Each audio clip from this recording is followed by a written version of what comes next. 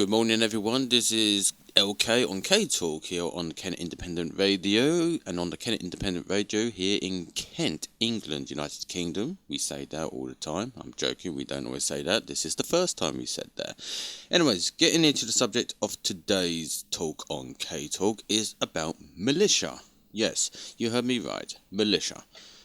Reason being is because only about a couple of days ago, or should I say yesterday, at the point of this recording, there was a interaction between members of the Kent Whitehorse Militia and a individual who were discussing about the legality of the militia.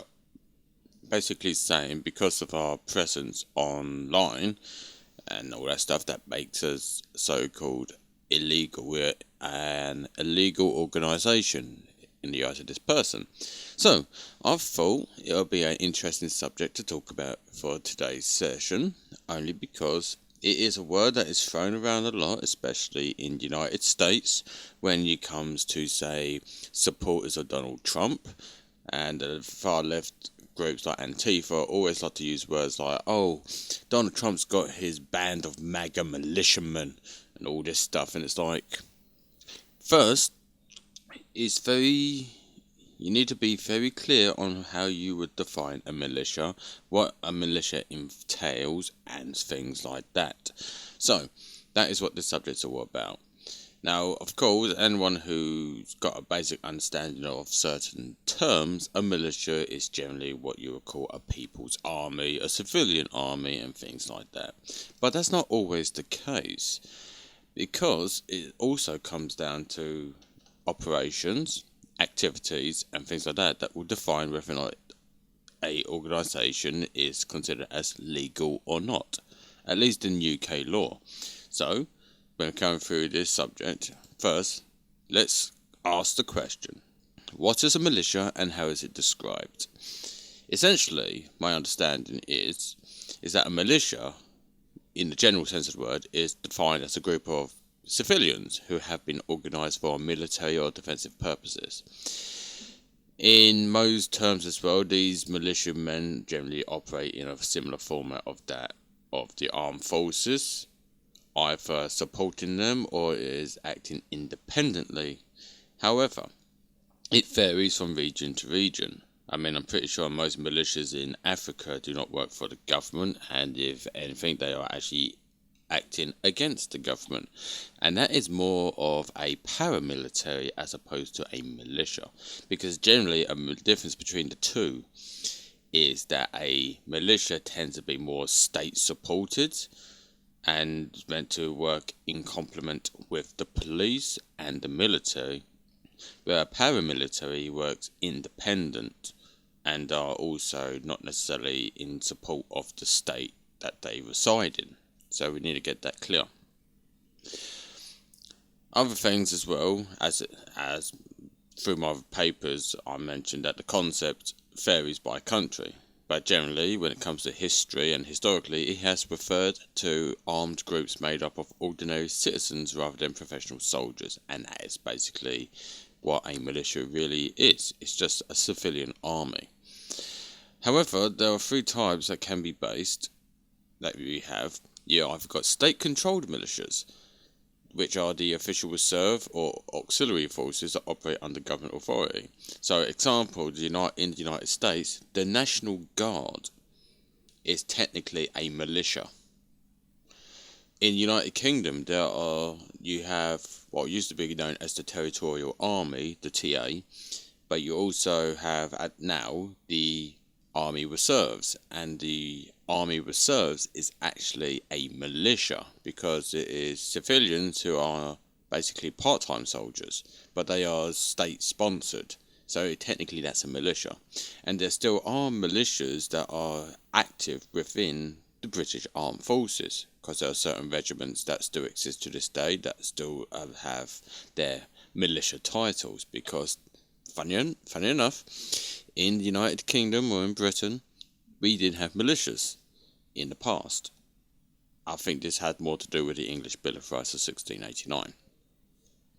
Other forms of militias, you have community-based or private militias. These are citizen organised groups that operate independently of government oversight, often for self-defence, security or ideological purposes. And then you have insurgents or revolutionary militias who operate against the government during times of unrest or conflict. If we were to base another thing as well, in World War II, the Home Guard was also a militia. So it is still technically something that is very prominent in recent times as well. So it is not unusual for a militia to be in existence in Britain to this day. That is why groups like the White Horse Militia are standing today. But if we were to based on the categories that are defined here by militia, the White Horse Militia would be seen more as a private organisation or private militia because it is independent from the United Kingdom government, but it's not necessarily working against or for or against the interests of the British people or British authority, as we still make sure that we are aligned with the laws of the land. That is why we are able to operate legally. And that is generally why we come down to this next subject matter here, which is the question on, is militias legal in the United Kingdom? In terms of the way that it is described historically, in terms of what a militia is, which are basically groups of citizens who are actually actively being trained in the purpose of combat and stuff like that. The answer would be no. It is illegal for any militias to operate in the UK law. However, there is actually no legislation, really, that actually says that a militia is illegal or not. If anything, it actually comes down to the acts and the activities that they perform, as quoted on this matter here. Independent militias are not legally recognised in the UK. Keyword being legally recognised, meaning that there is no official definition of whether or not they can be recognised or not. So a militia does not necessarily have to be a militia and still be able to operate. However, the UK does not have laws that allow private militias to organise or operate as independent armed groups. There's the distinction. If they are an armed group for the purpose for like military operations or contingencies. So again, British law strictly prohibits the formation of paramilitary organisations or any group that trains with firearms or military tactics outside official government oversight. Again, it says there, keywords, official government oversight. And by oversight, that means, well, is the government actually paying attention or overseeing the actions of these groups? If so, then technically a militia group is actually legal in that sense. Like I said, the Army Reserves is a militia organisation in the UK, and it makes it legal. But the other thing to point out, it says that private militias organise or operate as independent armed groups. So basically, if you are training with arms, firearms primarily, or military tactics that also includes in use of firearms and things like that, then that would be illegal to do. So technically, this actually provides and presents an interesting kind of position for organisations such as the White Horse Militia. Well, it doesn't specify how it's that whether or not they can be legal in the country. It all comes down to how they are operating, the actions, the activities that they are performing. So there are certain legal frameworks in the United Kingdom at this moment in time that basically restricts militia activity, but it doesn't actually make militias illegal. So first one, the Public Order Act of 1936, which basically bans quasi-military organisations from training or operating with the intent to control public order. But also in that Public Order Act basically means that when it comes to being in a public space, it is pretty much illegal to be wearing a uniform, a military style uniform. So, for example, here at the White Horse Militia, we generally wear a mixture of certain military style uniforms on private spaces, private property. That will be either when we're doing like our airsoft activities, which you generally, depends if you're doing our mil sim activity, you would most likely be wearing a uniform or military style uniform. In terms of just being on private property itself, you are allowed to wear whatever you want on private land. The Public Order Act of 1936, when it comes to military uniform or uniforms with a political or military objective, is only illegal in public spaces. So if we're wearing it out on the streets, like publicly, then technically that would be seen as illegal. But like I said, we do have uniform in the White Horse Militia, but we don't wear it publicly, because we actually know the law. Second framework or legislation as well that restricts activities is the Firearms Act of 1968 and their amendments, which basically it regulates gun ownership, making it nearly impossible for a militia to arm itself legally. However, it does not. That basically means if you're literally just stockpiling up on arms, like firearms, yes, that would look very suspicious. But if you are a law-abiding citizen, which the majority or pretty much all members of our militia is, because we do not accept in our ranks anyone with a criminal history, especially criminal history that involves the use of weaponry, be it firearms or knives or any other form of weapon that one would use against another person. We do not allow people like that in our organisation. So we make sure that our members are law-abiding citizens and residents of Kent to be able to be a part of this group. And that also includes people who legally own firearms. We do have people who legally own firearms in our organisation.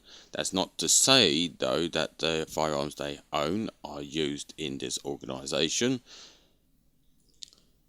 because they are privately owned properties. They are not properties of the organisation. So as a private arm, that is down to the individual. And they are obviously used for the purpose of leisure, hunting, and other sporting activities that one would use a firearm.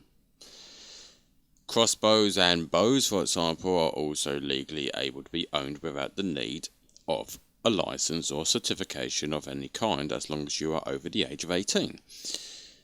So there are other means, technically, for arms, but then you also have the Terrorism Acts of 2000 and 2006, which basically has the powers to suppress organisations that could be seen as promoting violent extremism. Now again, the White Horse Militia does not promote any violence. We are against the concept of a violent revolution. We do not talk about violent revolutions. We have never stated that we want a revolution against the government or of any kind, and we have no intentions. We believe in a more cultural and community-based approach in change. That is through our things like the Kent Independent Radio, so having our alternative voice for the people. That's also through the music production from the artists, individual artists like Dark and Nexus, and who are actually people who are associated with our organisation.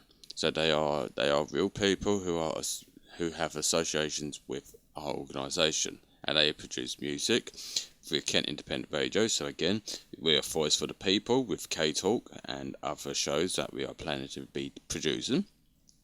Through the music to create a cultural shift. Through our Kent Revitalisation Programme, which is our educational videos, which we are working on producing and stuff like that. So we have different means of promoting our message without any violence. This also includes activities of being involved in our political elections as well, be it like standing members in local elections, getting our views and values across as well through our parties, associates and stuff like that. So we are doing things non-violently in a way that keeps us active. Unless the government wants to start cracking down on peaceful means of promoting as a secondary alternative voice. Then we also have, as one of the other legislations, the Unlawful Drilling Act of 1819. This law still technically applies, and it makes it illegal for civilians to engage in unauthorised military-style training. There are legal grey areas, though, when it comes to community defence, survivalist groups, and organised security initiatives that do not explicitly form as a militia. Now, the interesting thing is, another question that we're putting out there to be asked is, are there any active militias, both government and private, in the United Kingdom? Generally speaking, if you're basing it on the traditional functionality and the traditional definition of the word, there are no private militias in the United Kingdom unless it is government aligned and private security groups. That will be like the British Army Reserves and the Cadet Forces, which is a militia, but they do not function as citizen militias. Despite them being part-time members, they are technically authorised by the government. You have the police armed response units, and some police forces have heavily armed units, but again, state controlled, so therefore they don't count them as militia. You also have the military auxiliary forces. The UK has official organisations like the Royal Auxiliary Air Force and Royal Navy Reserves that act as supporting forces to the military. So although they're technically not military or militia, they are basically an in-between the two of them. And then you had the volunteer defence groups in the past, like the Home Guard, which was a militia. So technically, while there are no legal private militias, there are groups such as private security firms, survivalist groups and former military organisations that could be considered as militia-like, based on their structures. But security or private armies are not militias because of regulations and what they do. Groups like G4S is technically a militia or have their own private army. But they are not militias because they're not allowed to have their arms detailed in the United Kingdom. So, another question we wanted to ask, because we think it's very important for the subject matter, is, can citizens organise with local communities to form a militia in the UK under certain conditions? Technically, yes, and technically no. Depend on the operation structure. For example, it is illegal to form a militia if the militia group is conducting, say, paramilitary training. That would be illegal. However, if the operations is based on things like neighbourhood watch or community patrols, as long as they're unarmed and do not engage in law enforcement activities, then technically that's legal. Survivalist and preparedness groups, these are also can technically be organisations seen as militias. The White Horse Militia is also one of these kind of groups as well. We are survivalists, we are preppers. So we have supplies and we have equipment for potential circumstances or situations that may or may not happen. But we're always ready for them. Security and rural defence networks. So in rural areas, farmers and landowners sometimes form an informal network. So yes, there are technically decentralised organisations out there that, especially in the country, the rural areas, that technically would be seen as a militia. I mean, the White Horse Militia also operates as a decentralised structure. We don't have a centralised system, hence why we have different positions and locations and objectives that we've got. Like I said, with our radio service and our kind of podcasts and music and all that stuff, it's all decentralised. There's nothing that is tied to one or another in terms of whether or not we're all coming from the same place. No, we're spread out and we are not doing anything that is undermining military or law enforcement activities, because we are avoiding that for legal reasons.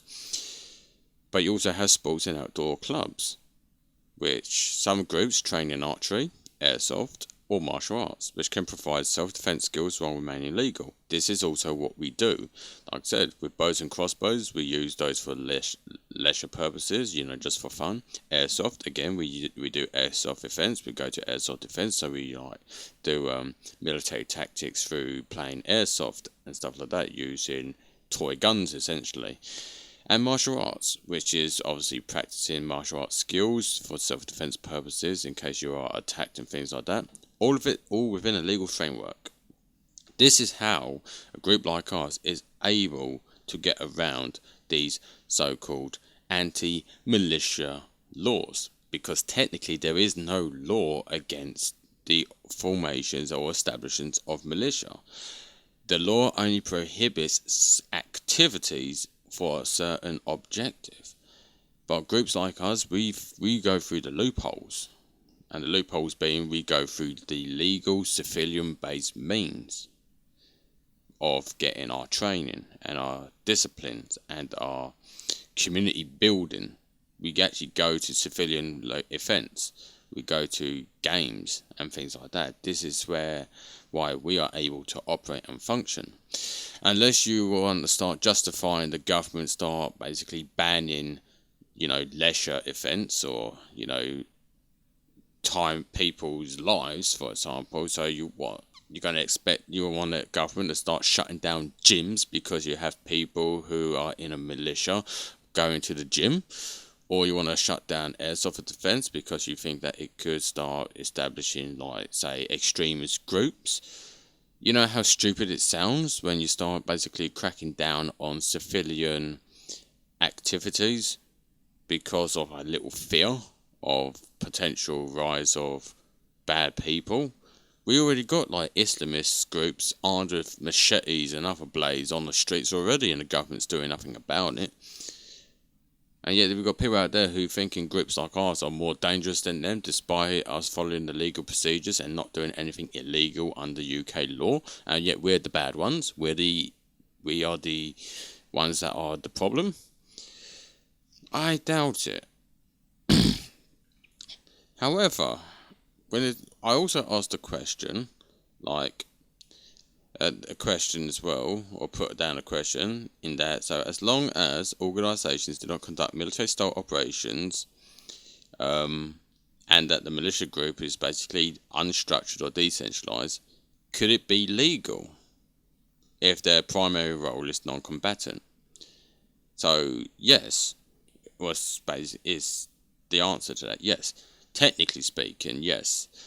If you are unstructured or decentralised, it can exist in the UK as long as your role remains non-combatant and does not engage in military-style operations, training or armed activities. So yes, that is one way to get around it. Why would it be legal?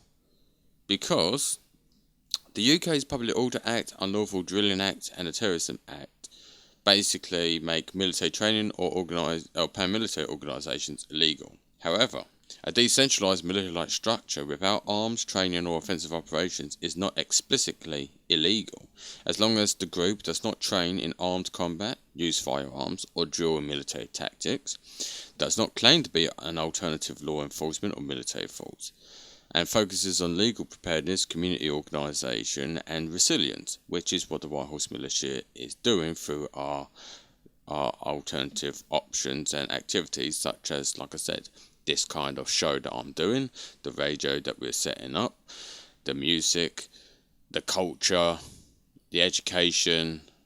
We are doing things through a different method. So essentially we're operating like an organisation or business as opposed to a militia. That is how we can get around the laws. So, when putting that in regards to the White Horse Militia, as I have also stated, we have members here that are armed, legally armed, with licenses and certificates, and are obviously armed for the purpose of sport and leisure. We don't actively pursue any armed conflict or any military-based trainings, though we go to places like airsoft defence, gym memberships and survival tactics, which is all legal. So basically, with these things in mind, and the stuff that we do from our Cultural Revitalisation Programme, our political messaging, media production, the Kent Independent Radio, and our humanitarian disaster relief group known as the Kent Volunteer Forces. Essentially, we operate as a non-government organisation, an NGO. So basically, we align more with a civic or community organisation than a traditional armed militia, as defined by UK law. This allows us, like I said, because of this way that we organise and operate, it makes us legal to be functioning. So, because of that, with our activities and stuff that we're doing, recreational purposes and stuff like that, this makes the White Horse Militia, as an example, not an illegal paramilitary group. We operate as a community resilience, political and cultural movement. We avoid military training and unauthorised combat tactics and unlawful armed activities. We do engage in legal preparedness, self-defence awareness, survivalism and fitness. We remain within legal firearms ownership regulations. We are decentralised and non-hierarchical structure, which reduces the risk of government classification, because we operate in cells based in different areas of Kent. We don't have a centralised hub, so to speak. And because we operate within these legal parameters and our activities of training purposes is all done through recreational activities like airsoft and like going to the gym for our fitness, we can remain legally functioning. So essentially, to break it down, overall, we're using the White Horse Militia as an example of the legality of militias in the UK, because we are the only organisation brave enough to actually call ourselves a militia. Everyone else is either hiding away in the shadows, but we are the only ones that is brave enough to have the word militia in our name. And apparently that this is something that brought up this person's concern. They're saying, well, militias are illegal in the UK and therefore you should be arrested for having an organisation.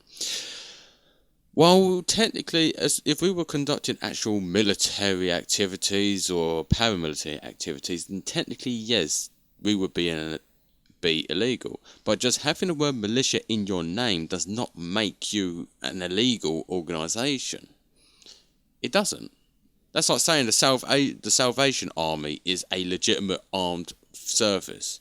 It's like saying that the Salvation Army is a military force. It's not a military force. The Salvation Army is a charity for the purpose of, obviously, bring like money, like getting funding or charitable funding for the things that they are performing, or what they need the money for funding, charitable events and stuff like that. The Salvation Army is not an army. That's so technically. So using that logic, the White Horse Militia therefore would not be seen as a militia, because none of our activities that is actively displayed and publicly displayed is seen as anything to do with paramilitary operations. All of our activities and the things that we do is all within legal frameworks. We are not doing anything illegal in terms of our organisation.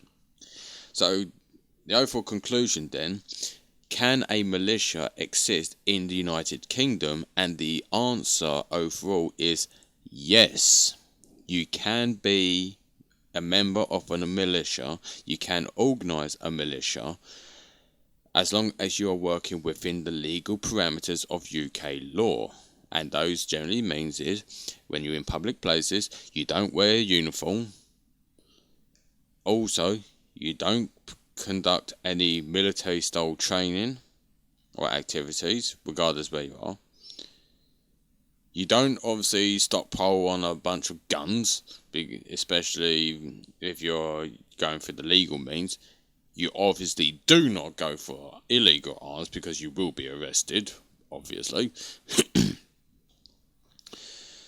And so yeah, and as long as you are an unarmed organisation, especially in public places, not wearing a uniform, but maybe have some sort of maybe, I don't know, a high fees as an example, that just has an, like just to identify if you're part of a group. Maybe like high fees with a brand on it or something like that, just to let you and other people and your associates know that you're part of the organisation and stuff like that.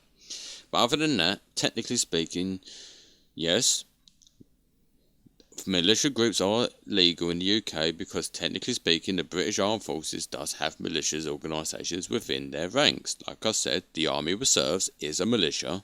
In the United States, the National Guard is a militia. The auxiliary forces as well in the British military is also a militia. The Home Guard were a militia. The White Horse Militia is a militia. So, it stands to reason that you can have a militia force in the United Kingdom. It all depends on how you choose to operate. Will it be on a basis as just a community-based organisation, or something a bit more widespread? But either way, there are many legal loopholes to get around the traditional sense of the word militia. After all, if the way that the world is telling us these days that words change over time, then don't you think it's time that the word militia changes along with the times? That's the question I leave to you. So other than that, just like I said, final point, yes, militias are legal as long as you're not doing anything that goes against the legislations that were mentioned, those legislations, and I'll say them again just before I finish off: the Public Order Act of 1936, the Firearms Act of 1968, the Terrorism Act of 2000 and 2006, and the Unlawful Drilling Act of 1819. As long as you're not doing anything that violates any of these legislations, then technically speaking your militia can be active and operational and legal within the UK. Because, like I said, there are many recreational activities outside of military or paramilitary activities that can be used as a form of training. Like I said, martial arts, archery, airsoft, hunting or sporting, survivalist camps or skills, things like that. These are all legal, and obviously going to the gym for workouts and fitness. These are all legal recreational activities. Like I said, unless the government wants to start cracking down on recreational activities or public activities for the average person to do, then essentially The only way, really, to really bring an end to the concept of a militia would essentially be a complete totalitarian government, which at that point would justify the need for armed militia groups. That is why, like I said, there are loopholes, legal loopholes. So thank you. I'm LK from Kent Independent Radio on K Talk. I hope you found this very educational and interesting to listen to, and if you did, thank you. And if you enjoyed the content we produce as well on the White Horse Militia website, as well as our YouTube channel and the news that we push out on our X account as well. You know, we're pretty much everywhere at this point. We're trying to be everywhere as much as possible, make sure we get the word out, and make sure that the people, especially the people of Kent, have a voice and an alternative voice from what government propaganda is saying for us. So, thank you for listening, and I hope you all have a good day.